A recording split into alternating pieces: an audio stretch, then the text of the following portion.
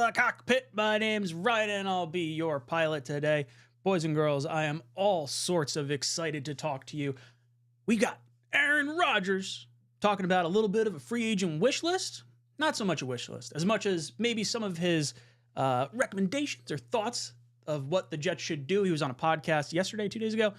So I'll show you guys that clip. We'll take a look at that. We will go through your comment questions, as well as talk a little bit about the retirement timeline that he was kind of talking about, or as far as how many seasons he's looking to play. We'll get all of that and more here on Jets Talk 24/7 live stream in the morning. Hope you guys got your coffee ready.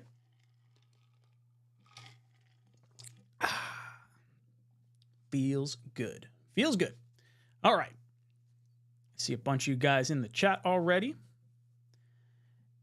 And Jets, good morning. Hope all is doing well. Dakota, you two guys always first in the chat. Like seeing that. Jay Nasty, JETS, good morning all. Matthias, Dakota in bot form. Love it. Alan's in here, says, too bad the Jets don't spend on safety in free agency because the class is really good. Love Justin Simmons and 𝐀𝐟𝐼𝐿. The Jets just don't really tend to spend a whole lot of money in the safety department. So I'm curious to see if that's something that they would even consider with people like, Bird hitting the market as well. I don't know. I kind of like the idea of retaining some of ours, but then there's like Poyer that's out there and it's like, ooh, well, maybe we could add more elite stuff to this defense, but our defense is so good. Let's go for the offense stuff. Andrew, what's good, dude? Mutt Viles, okay, first half of the title scared me. I thought he was done. LOL. Good morning, guys. No, he's not retiring. He's not actually retiring. It's just the retirement or expectation of how long he's looking to play for. A little R&R with some banana action. Thank you so much for the banana land. Dakota asking, why does your videos keep doubling? I'm trying something out. I'm testing something. I think it's working right now. I should be broadcasting landscape right now and vertically. So if you go to the other stream, you will see it would appear in the shorts reel as opposed to just on the standard stream. Now, the landscape one's the one where you're going to want to be. Just hoping the discoverability works out in the vertical form. But that's why I'm getting double streams. I'm testing some stuff out. Hopefully it's working. Hopefully you guys can hear me on everything. And when I switch scenes and stuff like this, it all kind of makes sense. We'll see how it all shakes out. I'm getting one of those cool shirt comments. Yeah, check this out. Rodgers Wilson 2024, baby. Make New York great again. You want to get that? TalkingJets.com. A little plug right there. All right. So let's hop into it. Let's discuss a little bit about what we're seeing from Aaron Rodgers. Let's talk about the retirement, expectation of years played, things of that nature first. So retirement timeline is the first thing we are going to take a look at. So here is the clip from that, and then we'll talk about it on the other side. How can I be my best with my diet today, with my fluid intake? Just everything down to a T to try and get better. And I got back on the practice field late in the season and couldn't get to a top speed sprinting, but really been in a good place rehab-wise from the start and feeling really good. And, again, I'm hopeful I can play 2 or 3 or 4 more years. But you need to have some good fortune there too. So obviously Aaron Rodgers talking about 2 or 3 or 4 more years. That is something I think all Jet fans would probably sign up for. Now, maybe you're not thrilled with where things are potentially going at this immediate moment in time where he's coming off the Achilles injury. But look, I really believe Rodgers is going to bounce back, even if he's top 15 level quarterback. When's the last time the Jets had consistent top 15 level play? If this is going to happen on any sort of consistent basis, or if we're going to get any sort of, I don't know. I'm fine with him playing multiple years. He's going to get better and better and better as he gets further away from this injury. And I don't think he's going to slow down dramatically. His processing has always been crazy fast. So I'm looking forward to hopefully getting 2 or 3 or 4 more years. And the way I sort of align contracts in my mind are all similar to that same thing. You have the bringing in of a Cortland Sutton, 2 years left on his contract. CJ Mosley's got to re-up his contract. I kind of like the idea of maybe allowing CJ Mosley to restructure to align with that 2-year time frame as well. But the other good thing about Aaron Rodgers saying he may be committed to 2, 3, 4 more years is the thought of Garrett Wilson and Breece Hall, two weapons in particular that might be looking to go elsewhere in the event Rodgers was looking to hang it up. I think they're more likely to stay in New York at this point because of how that's going to work. I think that makes a whole lot of sense. I think if you're having a Hall of Fame quarterback commit to your team, you're probably less likely to go jump ship to another team that probably is not going to have a better quarterback than this. Especially when you can just stay all in one spot. So fingers crossed, 2 or 3 or 4 more years out of Rodgers before we really start talking about any kind of retirement, actually. So I like this. I said for a while when we brought Rodgers in, I thought it was a 3-year plan. So this year plus an additional year on top of it. If we get 3 or 4 more years, that's house money, baby. I was not expecting that whatsoever. I see this comment in here. This is a good question. So, JetFan8195, do you think he will redo his contract? Again, I do. I think what's going to happen is if he continues to play beyond these next 2 years, he will restructure again and will continue to push that dead cap off. We will worry about paying the dead cap so far off in the future. This salary cap is going to continue to go up and continue to go up. It's not even going to matter. And in a few more years, if you're telling me Ryan in 6 years from now is going to have to worry about Aaron Rodgers' dead cap hit so we can enjoy 3 or 4 or 5 years of Aaron Rodgers in like our team's young, youthful prime, yeah, I'm all about it. Let's do it. All about it. But I do think he restructures as well. Sincere says, Jets got 2 years realistically with Rodgers. No way he's here for a 3rd or 4th year. I don't know about that. I think he sees Tom Brady's success and where he got to, and I think he's one of that like competitive mindsets like, oh, I could do that. Watch this. I'm going to do the same thing. So I could see him doing the same type of thing as Brady. He took the contract like Brady. He wanted the control like Brady to be able to have some, not power over bringing players in, but if you give money back, the team sort of feels obligated to bring in some of the players that you do want to bring in. So I could totally see the Jets and the, I don't know. I could see the Jets wanting to appease Rodgers, but also signing players that, sort of make sense on both timelines, his and the team's overall. But he said ultimately it's Joe Douglas and Robert Saleh's jobs that are on the line. So they got to make the decision. So even though they've asked him for his input, it's going to be a little different. All right. So we've talked about that. I want to also show the potential wish list. Let's see. Do I have it pulled up? All right. So free agent wish list. He talks about a few different things.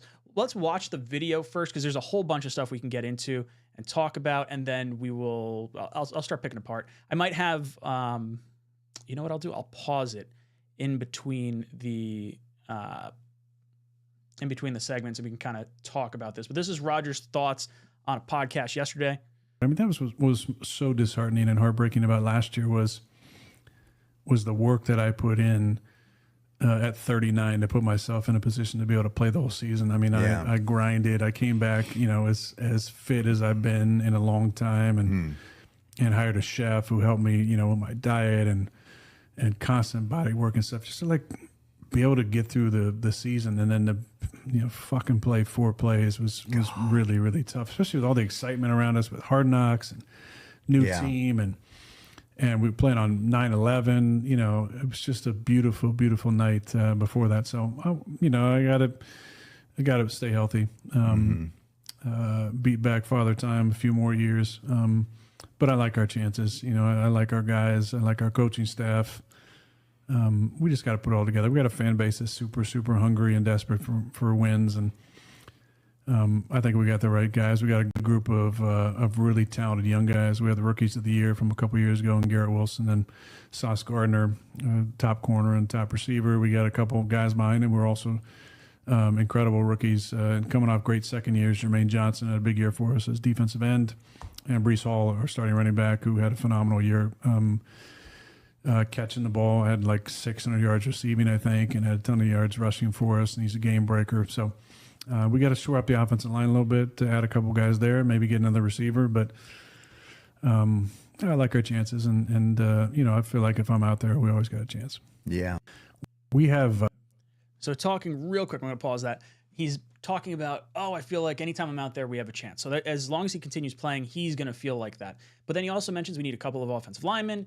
You need another wide receiver. We'll get into some more stuff too as he's kind of going along here. It's all stuff that we're sort of speculating anyway. You look at the offensive line. We only got 2 guys returning. You got Tippmann and AVT. AVT's coming off a major surgery or major injury, so you're definitely going to have to fill out this offensive line with multiple offensive linemen, not even just, potentially using the number 10 overall pick. It's going to be a lot of free agent stuff heading into the free agency tampering period, which is on Monday.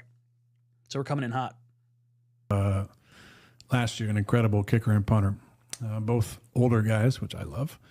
But Thomas Morstead was our punter. He had a phenomenal season. He's in his late 30s, but takes care of himself incredibly well. And, was just a weapon for us, with hang time, with inside the 20 punts, inside the 10 punts. I mean, they were like game-changing plays where we had multiple inside the 5 in multiple games. And then Greg Zuerlein, our kicker, had a phenomenal year. I think he only missed 2 kicks all year. Wow. He's just a weapon, and he can hit it from anywhere. I mean, he hit it from 60. Every kick is a touchback for us. Those are weapons. So I'd like to see those guys back for sure. Defense, I think we're in pretty good shape. We got a lot of really good young talent. We just re-signed Quentin Williams. His brother Quincy Williams is coming off of all-pro season. So real quick, I do want to pause it there. We have weapons in the special teams department, talking about Morstead and Zuerlein, and that's exactly how I would describe them as well. And low-key, I really want to find out, and if you guys know the number, I don't know if I know the number, if you guys know what Morstead's new number is going to be, I kind of want to get his jersey. The way he kind of clapped back at Mecole Hardman and the way he performed in season gets me thinking, like, you know what? I don't have one of those kind of obscure jerseys for a special teamer. And like, I used to punt in high school. So it's one of those things that's like, might be kind of neat to have. And, obviously I can't use the 5 because the 5 is Garrett Wilson. Or maybe I do get the 5, but then I have Morstead's name on the back. So that way when I'm sitting forward, it's like, oh yeah, it's a Garrett Wilson jersey. No, it's not. Bam, Morstead on the back, baby. Throw people for a loop. We'll see. All right, let's continue on with what he's talking about here with the defense. I mean, that was so disheartening. Our D-line is deep. We had like 6 guys deep. Got a decision to make on Bryce Huff, who's a pass rusher, had 10 sacks for us and a nice season. Is his contract up or what? His contract's up. But we just signed Quentin.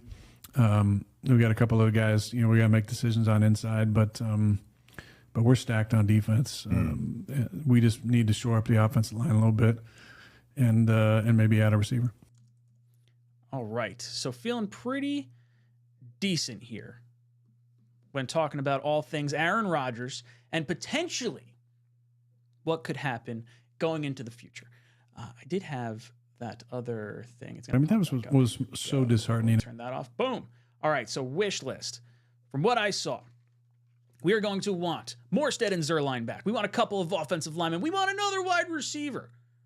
Wish list is very loose in this capacity. But look, where are we going to go? We've talked about Courtland Sutton yesterday. That's my number 1. I 100% want this to be the route we go. I think his contract is super favorable. I think from a profile perspective, 6'4", 216 pounds or whatever he is, there's a lot to love with the red zone target that is Courtland Sutton.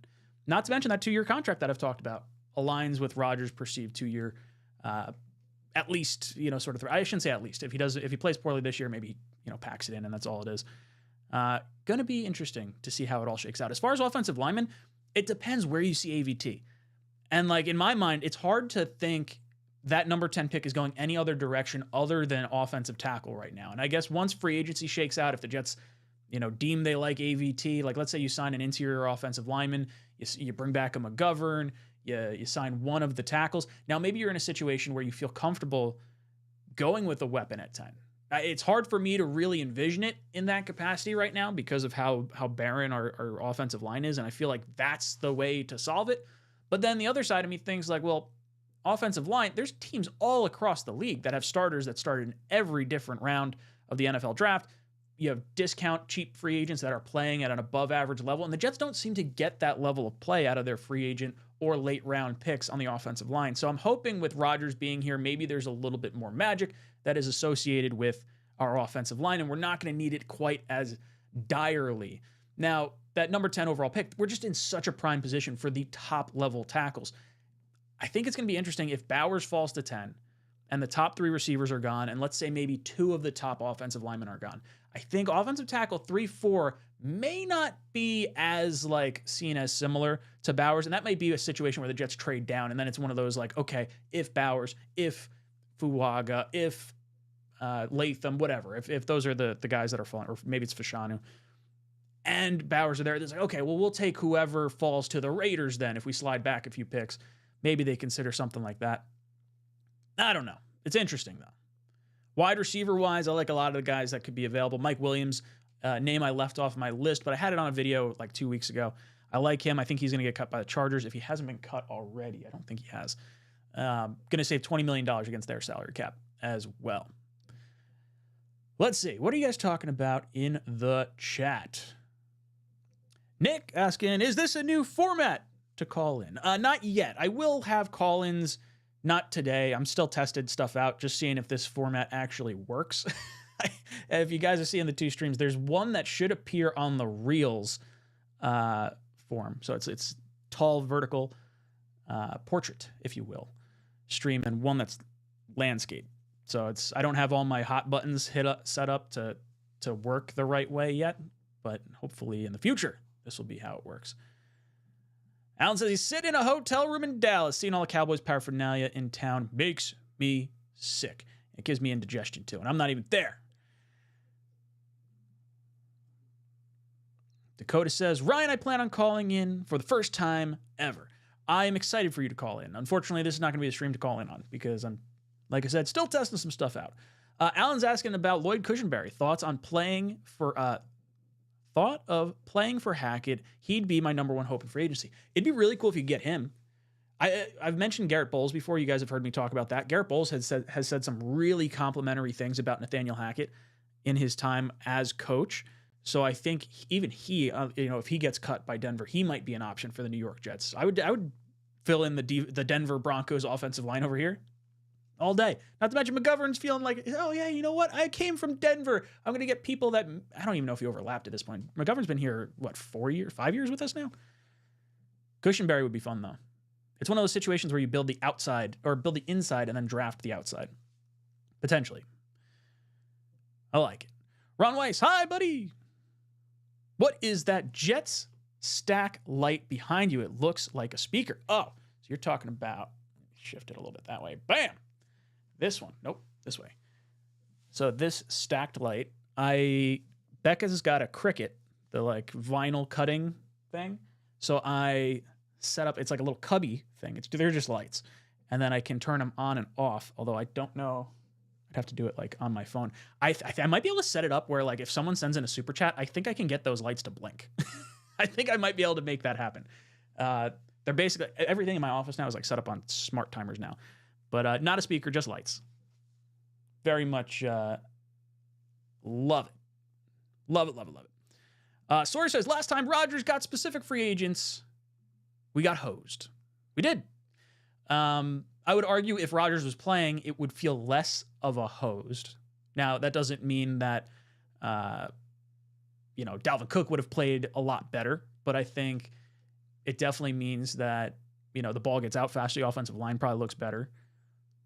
By comparison, you may have Cook and Brees playing better than they were on a yards per carry average as well.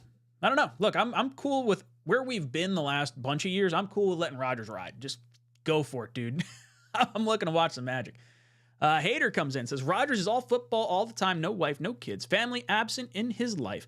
Can see him playing another 3 or 4 years easily. He knows the team and players and he has in New York City best roster in the AFC East. I think it's definitely the best roster in the AFC East.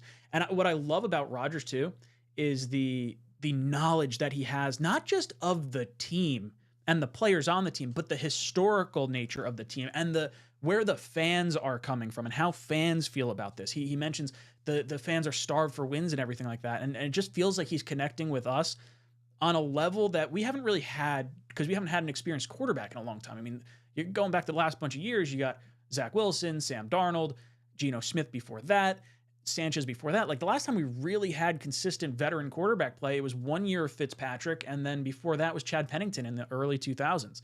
So, look, I like where his head's at right now, and I agree. without all the extra, baggage on the side.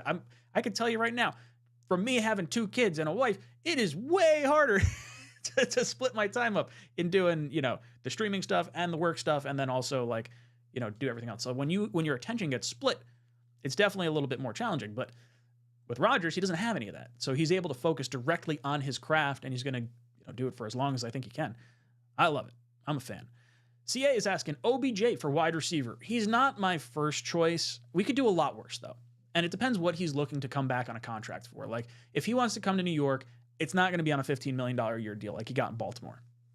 I would imagine the Jets will be somewhere around the $10 to $12 million range if that's what they're looking to pay a wide receiver. Like, if they see Cortland Sutton, they're like, hey, we get 2 years out of Cortland Sutton for $12 million and $13 and $14 million a year, then maybe you can wrap your head around doing that with Odell. I don't like committing that long to Odell.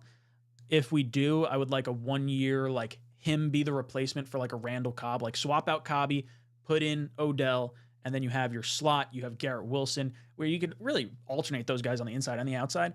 And then, you still kind of need a big body dude. So I don't know if you draft that in the 3rd round or, Lazard has a resurgence.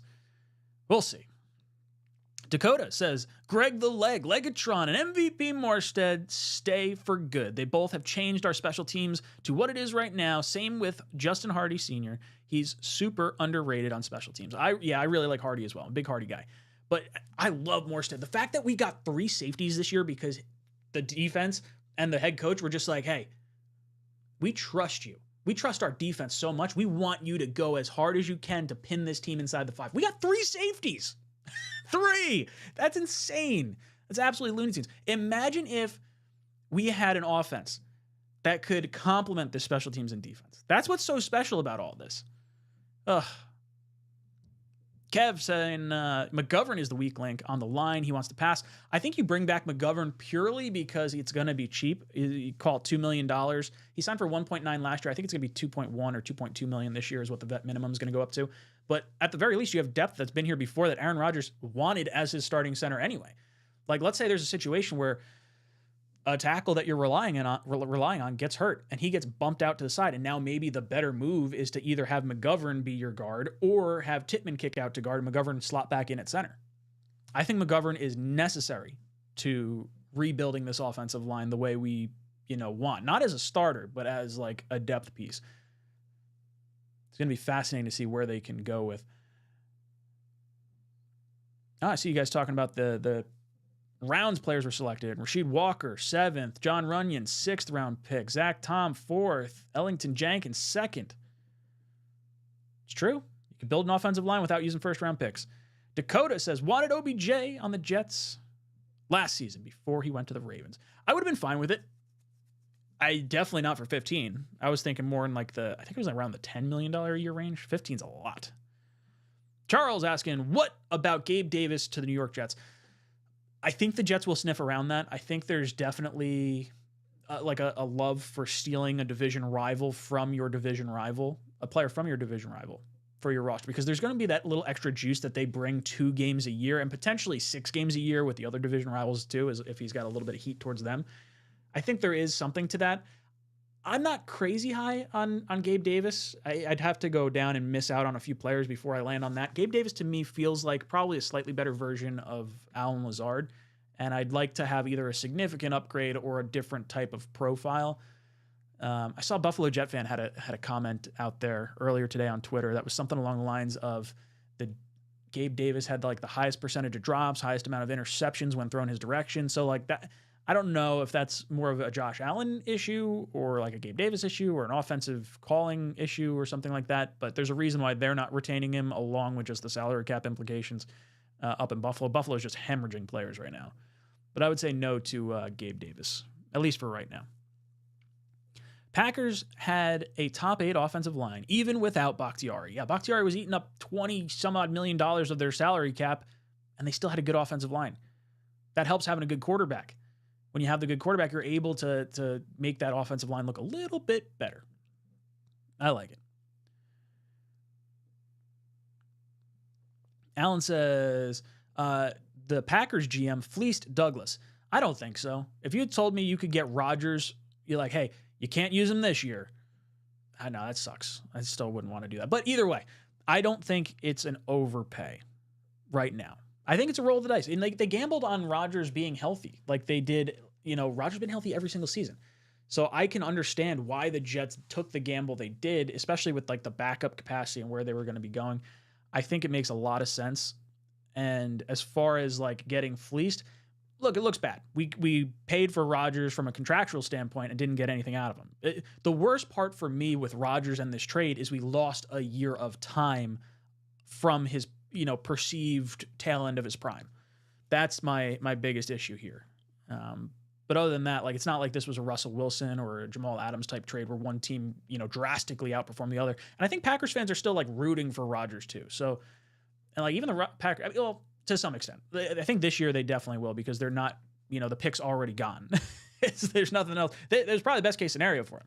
Realistically, probably the best case scenario for us, assuming you didn't think we were necessarily going to win it all next year. Had a shot to win it all, but then maybe the second year was the one you wanted to. I wouldn't agree with the fleece. Hater says Rodgers knows the roster and cap situations as good as Joe Douglas. Damn, yeah, I completely agree. He knows it well. John says, how do you feel about Joe Milton III? I think the Jets should draft him in the later rounds. I love the kid. A lot of upside. He can sit behind Aaron Rodgers for a couple of years. So there's a lot of other high upside quarterbacks that I do like in the draft before Joe Milton. Like Joe Milton to me would be like a 6th or 7th round pick. I don't necessarily want to take I wouldn't use the 4th round pick on him if we're talking 4th round backup quarterback. I love the idea of having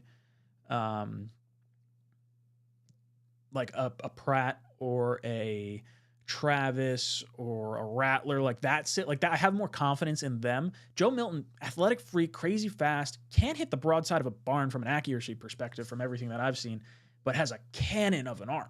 So if you're gonna take a late round swing and you need a backup quarterback anyway, this dude with the athletic traits for Rodgers, who's gonna be sitting here for a while, not necessarily like the worst decision.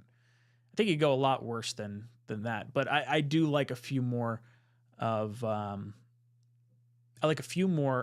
the higher end prospects that I'd be willing to spend a higher draft pick on than Milton. That would be a probably later round pick. Ron Weiss, what's good, dude? Thank you so much for the 10 spot. Greatly appreciated. Said Ryan, love the daytime live shows. How much would we be salivating with Bowers still there at 10 after we've used offensive free agency to fill the offensive line? A-Rod would love him. So I have a sneaky suspicion that the pick is going to be Bowers at 10. I haven't totally wrapped my head around like loving that pick, but I definitely could see it. I think when you talk about this offensive line and the versatility of AVT, I get the feeling they haven't decided on where AVT is going to play, and I don't think they will until after the draft. Like if they determine, hey, AVT is going to be a tackle because Joe Alt wasn't there, and let's say Alt and Funga both get taken off the board before we're on the clock, then I think it gets a little interesting because maybe they're not as high on Olu Fashanu, maybe they're not as high on a JC Latham, or they're more willing to trade back. So maybe now I would love to do the trade down with Denver, flip the 12 pick and the 10 pick. You guys come up for JJ McCarthy. We'll take Cortland Sutton. We don't even want any more of your draft picks. Heck, we'll throw you a late round pick to facilitate the swap if Sutton's deemed a higher value or something like that. That's what I would like to do. And then if you can get a Bowers at 10, imagine that. Imagine signing. So like in that situation, I feel like you have to bring back McGovern because you're still playing with money and figuring out where your offensive line is best allocated the funds. If AVT would probably have to be a tackle. I think we're in agreement on that. You got Tittman at one of the positions. You probably bring back McGovern at one of the positions. You have to go out and get another tackle in free agency, whether that be a Tyron Smith or a Bakhtiari. But you probably need to have, I'd like someone that's a little more stable. And then you'd have to get an interior offensive lineman, whether it be a Zeitler, a Cushenberry, a Runyon, something like that. I don't know. I'm fascinated to see where they go on this. I really am. Let's see. Ron says, don't tell Greenbean. Greenbean was fired up at me about Bowers, and he likes tight ends. And look, I get a lot of times when we're on the Talking Jets panel, I like stirring the pot. I need to get like a little emoji or something of like a little witch's cauldron, or I'm just stirring the pot, trying to get these guys all fired up, get the chat fired up. I like Bowers. I'm not on the level of Bowers as like Sauce in my mind or Jermaine Johnson. Like I haven't quite hit that level of like affinity for him, but after free agency, I might be slanted that direction. Like, I can see a situation where the Jets are saying, hey, we need home run talents. We saw the Jets rumored to want Jahmyr Gibbs last year after we already have Breece Hall. Like, why would you take Jahmyr Gibbs in the first round? And then you also had Michael Mayer on their list, who was just below Will McDonald. Again, like, interesting. Tight end in the first round. So it tells me that the Jets are looking to surround Rodgers with a weapon, but it has to be a specific weapon, not necessarily a wide receiver like a Jackson Smith-Njigba. And like, that's what's fascinating to me. Now, it still might be wide receiver because at the time of the draft last year, we still had Hardman, we still had Corey Davis, and the team seemingly was going to bring in an Odell Beckham Jr. over the course of the summer. And none of that wound up happening, and things wound up going sideways, and things, imploded. So maybe that changes the draft perspective a little bit, and maybe Mayer is not on the list the same way it would have been last year. But Bowers, to me, feels like you've got an elite weapon now at wide receiver in Garrett Wilson. You have an elite weapon at tight end that can work the seams near the line of scrimmage as well, because the ball's going to come out fast, right? Like, the offensive line, especially if you take Bowers, is not going to be as strong as it would have been if you took a tackle at number 10, I think. And then you have Breece Hall coming out of the backfield, hitting the flat. You can get the ball out fast to those guys. And I think Rodgers would really like that. He's never had a high pick spent on an offensive weapon for him in his entire time in Green Bay. So I could see a scenario where the Jets said, hey, look, we're going to give you the Tom Brady treatment. We're going to surround you with talent. You're not going to have to worry about anything. Fix the offensive line and distribute the ball. Let the defense worry about the rest. I really think that's something that they had conversations about before their time out in, or before they even traded for him, like back out in California back in March of last year. Alan says, keep hearing Bowles will re-up with Denver, extend him as he is heading into the final year of his deal. So I'm curious to see where you're hearing that from, because I would agree Denver should hold on to Bowles, but I have heard comments from Bowles saying he's irritated with how many quarterbacks are constantly coming through on a consistent basis. So he may be more willing to jump ship to a team that has a more stable quarterback situation, albeit, Rodgers could be gone after this year, but it gives you a crack at a Super Bowl, and it gives you, the 2, 3, 4 more years comment from Rodgers. Maybe that goes a little bit further. Nick, I saw your comment in here. It says, someone in the chat mentioned Adam Thielen. I wonder if Carolina would trade him. He'd be a solid number 2, can play inside, outside, gives Garrett Wilson the ability to move around and keep Lazard. I don't know what Thielen's going for. He's a little bit up there in age. I don't think that's necessarily where I'd want to go. Maybe there's a situation where I shift that around, but that seems like a direction I don't love in particular. Dakota says, Ryan, the other stream or whatever is awesome. It looks cooler in the chat, a lot more clear. Oh, cool. Well, I'm glad you guys are enjoying. For those of you guys that don't know, I have 2 streams going. I'm screwing around. I'm trying to make things work, and I don't know if I think it's working. Pretty sure it's working. You guys can let me know. But there's a vertical stream and a horizontal stream being pushed out right now, and I'm hopefully making it work. David says, that would be cool to have an interactive background. I am not sure I know what you're talking about. I do have a little bit of an interactive background. I have do I not have my little jet flying around? Let's do that. Let's get this going around. I think I can get this going. Boom. Now, I believe if I set that up right, it should start flying around the screen. Alan does not like Joe Milton. Yeah, no, it's definitely, and that's what I said, like a late round stab in the dark if you like the upside, just because if you draft a quarterback outside of like the 4th round and later, I think it's only like a 5% chance anyway. So if you wanted to use instead of a 5% chance in the 4th round and you wanted to go with a guard that might give you a 20% chance at hitting, maybe that's the route you go, and you go with the 3% or 2% chance of the quarterback in the later round because, I don't know, math and stuff. Johnson says, I would assume Broncos are trying to save salary, would trade down 10 to 13 and add a 4th next year with Zach Wilson for Sutton and Bowles. Do you think that's too much? So they're sitting at 12. So I think the difference is about a 3rd round pick, if I'm not mistaken. So if we're saying a 3rd round pick is what Sutton might be worth, I would throw in an additional, contingent 2nd round pick next year, like a conditional pick. Maybe it's a 4th that goes up to a 2nd or something along those lines.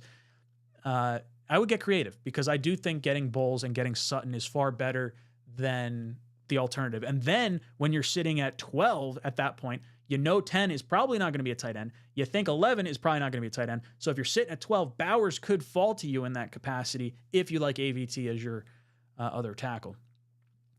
David comes in, says, I think Let's Talk Jets Radio mentioned it, but I don't know if it ever happened. Someone should make a Jets fan cave video or live stream or something where we can see different Jets man caves. Ooh, so I thought about doing something like that with maybe a more intimate intro for maybe member-only streams, or maybe it's a situation where I just want to give you guys a little tour of like what I've got set up. It's kind of fun. I have a new thing that's going to be going in the background. 2 new things. I actually have it set up. I mocked it up. I built it myself. Similar to the lights in some capacity. Not the same. That's high quality stuff. The other one, I'm just waiting on 2 jerseys to come in, but I'm going to try and mount them on the back in a creative way. Admittedly, I got them through DHgate because I have to cut them up, and I don't really want to cut up a $150 jersey. so it's going to be more of a prop in the background, but I'm looking forward to it. But yeah, I could show you guys around. I got a whole bunch of like little keypads and buttons and lights and switches and stuff like that. Jonathan says, don't disrespect Mark Sanchez. Without him, no AFC East or no AFC Championship games. That's true. That's true. Can't disrespect him. Mutfile says, I don't see how it's a fleece job. We flipped first rounders, and what, a 2025 second is what it was. Build this wall, and we will be dancing in New Orleans. Well, we also gave up an additional pick last year, too, if I'm not mistaken. Didn't we give up a second-round pick, or was it a third-round pick last year and a second-round pick this year, plus the flip of picks? Again, I don't think it's an overpay at all. Hey, what's good, Tigo? Tigo says, other teams were interested, Alan. He just wouldn't play for them. Yes. I believe the Patriots wanted him to play, and he said no to the Patriots, which, Rodgers, it's my guy. It's my guy. Nick asking about Chris Jenkins Jr. in the third to beef up our defense. I would prefer to use our third-round pick on an offensive piece as well, whether it be a guard. I'm not opposed to Chris Jenkins in the third. I like him. You guys know I love having the legacy-type talent drafted. I'm big on Brendan Rice Jr., or not Brendan Rice, the son of Jerry Rice. Big on Frank Gore Jr. I just don't think Jenkins makes it to the third, and I would like to go a different route at those routes. Shane says, I think the Davis stats Buffalo Jet fan posted were Bills specific stats, so all the Bills receivers would be affected by Josh Allen effect. Yes, 100%. I think it was a pretty good metric, though. It was like, hey, all the, like, in comparison, you're saying not in comparison to the league, it was in comparison to the rest of the players on Buffalo. I could see that. Just a guy, Jag, says, why would we overpay Odell Beckham Jr. now? If Odell was anyone else, he would be getting the over minimum, or the veteran minimum, I think is what you're trying to say. I don't think we're going to overpay him. Not like Baltimore. I think we'd have to pay him what he's probably worth, or close enough where he just wants to come back to New York. I don't think we're going to be the top offer for him. I'll say that much.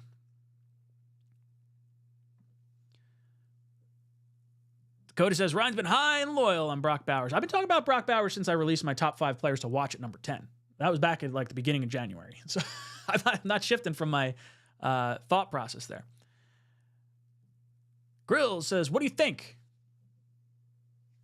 What do you think about the Buffalo cuts? Any players we could sign? I feel like the safeties are an interesting one. You got Poyer and Micah Hyde, both shaken loose. They restructured Von Miller, who basically had them over a barrel. The best thing he could have done was retire for them. And then, let's see, Gabe Davis is leaving in free agency. They cut Tre'Davious White. I mean, I love the idea of bringing in some Buffalo Bills players. Like I said, I like, getting guys that have a little more fire going against, their former team. I just don't know which ones you want, because the Jets haven't really invested much money into safety. Those would be the guys I would probably look at, though. Alan says, on when you re-ups with New England or goes to the Giants, I would agree. I think those are both really good landing spots for him, because then it gives you the option of either flipping Neal or Onwenu to guard or tackle. I'm trying to think where else might be a good spot for them. I feel like anyone that wants to go to the Texans, like that's going to be a high wanted spot as well. Hater says, after Bowers measured in at the combine at 6'3", 243 pounds, I'm starting to buy in more. Not there yet. I'm starting to feel it. Just saying. So 6'3", that's really small for a tight end. And that's actually an inch shorter than he was listed at Georgia as well. So I think that's probably my only concern is like, well, he's not as tall as you'd like, but at the same time, I think some of the top tight ends in the league are sitting around 6'4" anyway. So if it's an inch shorter with how fast he is, I would like to take a look.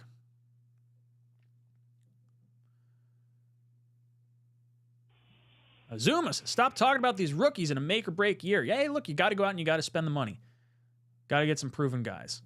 Alan says Bowers falls to 15 and goes to Indy. I could see that. I could definitely see that. I think his floor is going to be 18. I think the Bengals are as far as he could, in theory, fall. He could go as high as 5, but I'm feeling a little less confident he goes that high. Hater says, imagine this plan. Tyron Smith, left tackle. AVT, left guard. Tittman, center.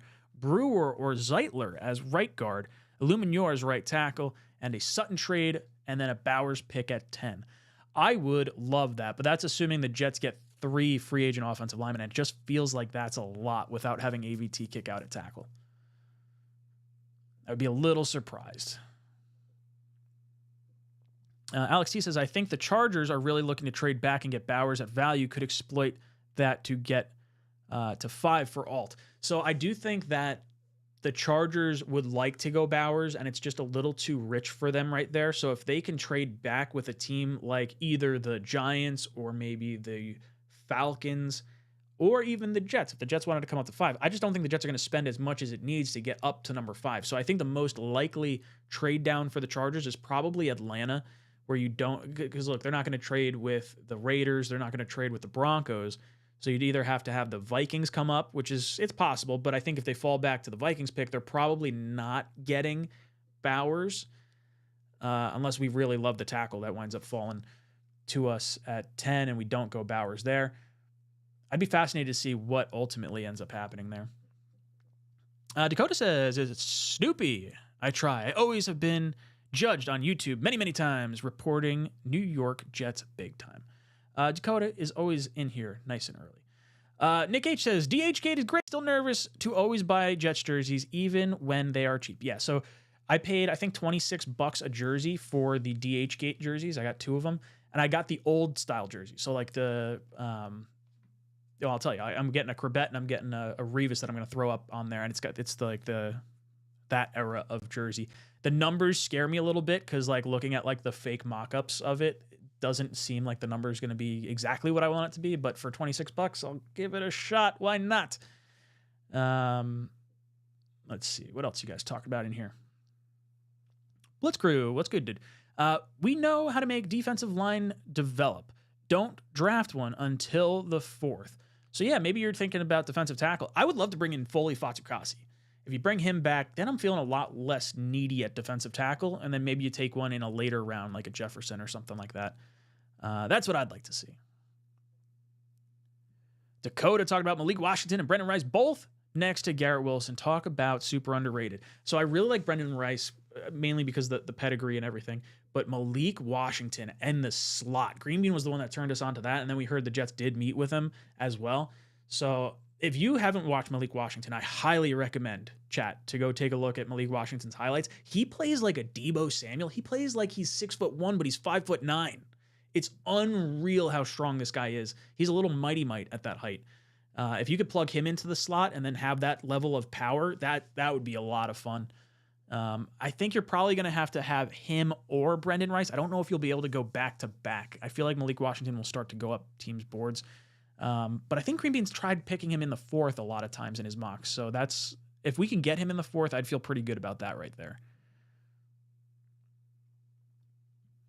Allen saying Robert Hunt and Kevin Dotson getting at least $14 million per year. Yeah, we're not going to be in the top market guard market at all, especially when you consider some of these other players. Like to me, I would be offering a trade package for one of these guys that might get cut, either a Cam Robinson or Garrett Bowles, because their contracts are going to be at least comparable to what these guys are going to get on an average per year basis, and then you can extend them and drop their cap hits as well. But I think the Jets will be looking in the bargain bin for free agency for guard. It could be a Zeitler who might get around $8 million. You could get McGovern back for probably $2 million. I don't know if Cushenberry is going to be $10 million. I would prefer Cushenberry at 10 over Hunt and Dotson at 14. Rob Anderson says, if we could shore up offensive line and free agency, I could definitely see Bowers at 10. Could happen. Blitzcrew, see that Sutton trade option that Matt talked about today. Thoughts? I did not. Can you let me know what Matt was talking about? The ones I've brought up, which oddly enough, I didn't throw into my video yesterday that I talked about, I think because I was just too damn excited. And I had a little screaming baby that I had to make sure couldn't spend too much time away. I like the idea of trading from 10 to 12 and getting Sutton, or doing a conditional pick in the future. But I would love to see what Matt had listed down as a trade option. I'm a big Cortland Sutton guy. Kev says, Hackett doesn't know how to use Rucker. What makes you think he can utilize Bowers well? Because Aaron Rodgers is going to be on the field, baby. It's totally different. Alan says, Bowers is a stud. Too bad we took a luxury pick last year when we could have instead be taking offensive lineman or wide receiver. Yeah, it burns us a little bit. It would have been nice to take the offensive lineman or the weapon last year and then have the ability to go, tight end here for a luxury. And then you wind up keeping Bryce Huff. I don't know. The Jet Show says, I like safety Simmons from Denver at the right price. They just released him. Yeah, there's a few safeties in the open market. I'm curious to see how much the Jets actually spend in that position because they're not normally known for giving up a lot for the safety position. Ron asks, Ryan, any offensive lineman in the third? Zeitler, possibly. I really like Zeitler. Sorry, not Zeitler. Zach Zinter, the guard from Michigan. I like him. I like Christian Haynes. I don't know if it's going to be tough. I think Zeitler, you might have to, I keep saying Zeitler. Zinter, I think you might have to take in the third. I don't know if he makes it to your fourth round pick at 72, or not 72. Was it 115 or whatever the next pick is? This is a very deep offensive line class. So I would be okay with that. Cedric Van Pran, I think, is another player you could take a look at, depending on where he falls, if you want to go with a center guard type player. Lots to look at. Nick W. says, Jets don't last long enough for jerseys, but I have to. Yeah, every time I buy a Jet jersey, they wind up being off the team in like 2 years. But I do have a Sauce. I have a Brees. I don't have a Jermaine Johnson yet. I want to get a Garrett Wilson, and I want to get a Jermaine. Those are my next two ones.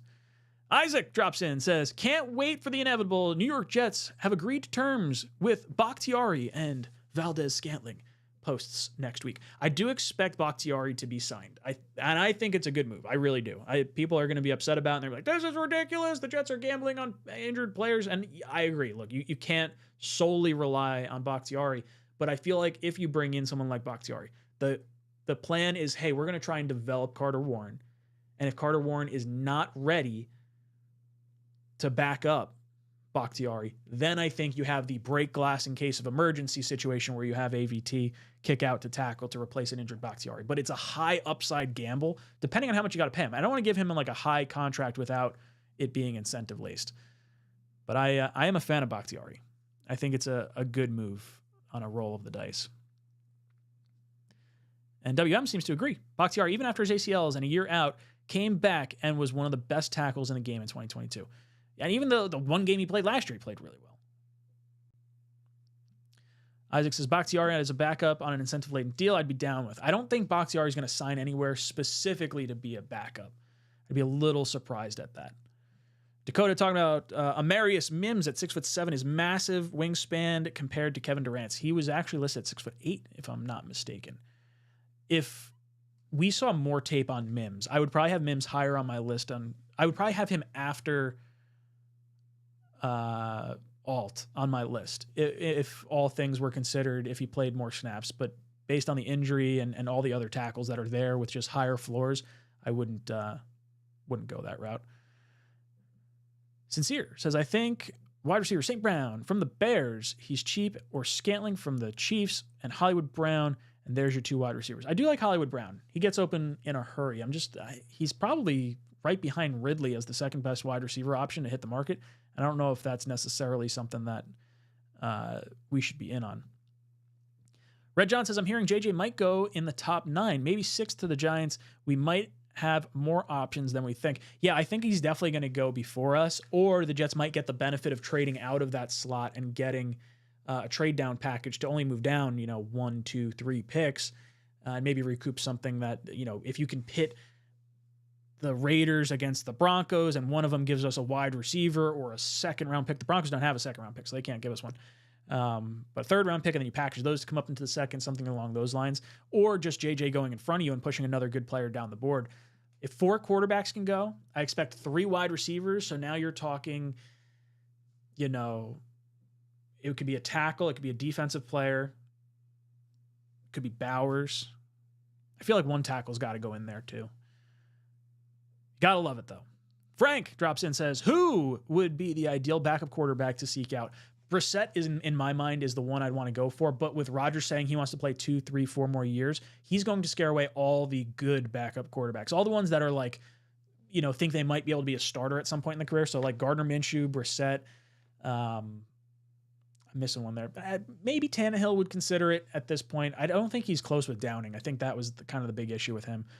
But I think we're going to be in a weird spot because Rodgers committing to longer than some of these backups might want to sit behind him for.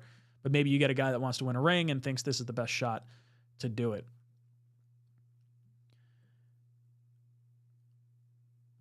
Kev says, if we get nothing for Huff or get him back, it will show JD is clueless.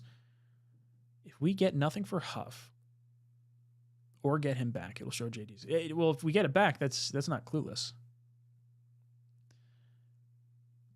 Sean G, who the Jets was responsible for the Zach Wilson scouting report. That pick set us back forever. Wonder if he's still hired. No, that was Rex Hogan. Rex Hogan worked for the University of Utah, and that's where he made his connections at BYU. And he was apparently one of the people that was pounding the table for Zach Wilson at number 2. And he was obviously Douglas's right-hand man. So, yeah, he's out. Dunzo. Omar coming in the chat says, sign Tyron Smith, Cam Robinson, and his buddy Bakhtiari for depth. Trade back with Denver, gets Sutton, still draft offensive line. We want Rodgers for 2 years. I would rather protect with a stacked offensive line. Could you imagine getting Tyron Smith, Bakhtiari, Cam Robinson, and then still going offensive line first?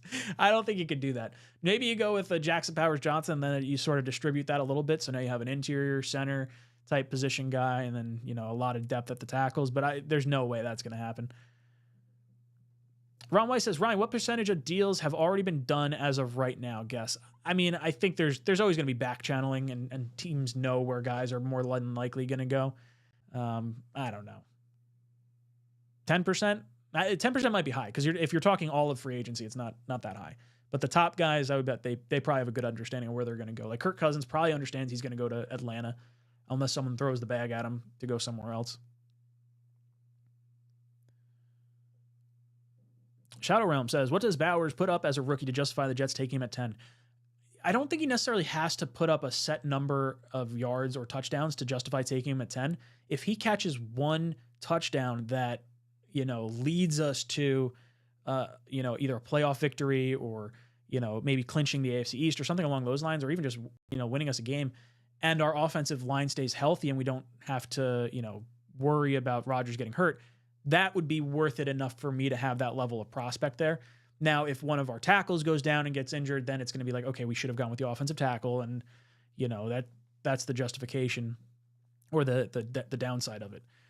Let's see what else you guys got going on in here. KG131 says, no to Bakhtiari. With our luck, he will never play a snap. I'd rather sign Tyron Smith if we're going to go with an injury-prone tackle. I kind of hope Bakhtiari doesn't sign until after the draft, because he's got to pass a physical or something along those lines, because then at least I feel like we would have to solve the offensive line ahead of time and not solely rely on a Bakhtiari, and then bring in Bakhtiari is more of like a, hey, we want you to be here with your best buddy. But I don't know if that's realistic if he wants to start. Blitzcrew comes in with a super chat. What's up, Blitzcrew? He says, is Jackson Smith and the Jigbas game any different from Garrett, who was on our radar in the first that was available? I don't see the offensive line we missed last year in the first. I think Anton Harrison was the pick that was taken by the, what team was it? End of the first was Jacksonville. Is that right? I don't know if that's right. Wherever Anton Harrison went, that's probably the player you would prefer. At the time, I don't think there was an offensive lineman that I would have preferred, because I thought he was, further down the line, but he would have been the next player taken, I think, on the offensive line. As far as Jackson Smith the Jigba, he is not very fast. Like he looks very slow when he's going in and out of his breaks. He's a really good route runner. So I guess in some respect he's similar to Garrett Wilson that way, but I feel like Garrett's much faster, like way better athlete than Smith-Njigba was. But him and Olave, Garrett Wilson and Olave both said that he's a better wide receiver than either the two of them. So I guess you could say that as well. Let's see. Hawk says, if we take Bowers at 10, he will be making north of $15 million, which is like double what Conklin is getting. He better put up 1,000 yards and 8 touchdowns for that money. Is that what he would be slotted in at? Now I got to see what the over the cap was. Let's use Garrett Wilson as an example. It's from a few years ago, so it's going to be slightly skewed in that capacity. But where are you getting that number from, Hawk? $15 million a year. Because Garrett Wilson's contract in 2022, when he was taken at 10th overall, was a cap hit of $3.7 million. So, I mean, you're talking after his 5th year option, so in 2030 or whatever. Is that right? I don't know. All right, boys and girls, my camera is frozen here, or at least it looks frozen on my side. I don't know if that's how it looks on the other side as well, but if it is, that's going to be it. I'm going to shut down this stream for right now. You guys can let me know your thoughts in the comments section down below. What do you think of Aaron Rodgers? What do you think of these comments? What do you think of the where we could potentially be going? This free agent wish list. Rodgers playing 2, 3, 4 more years. Let me know in the comments section down below. And as always, go Jets.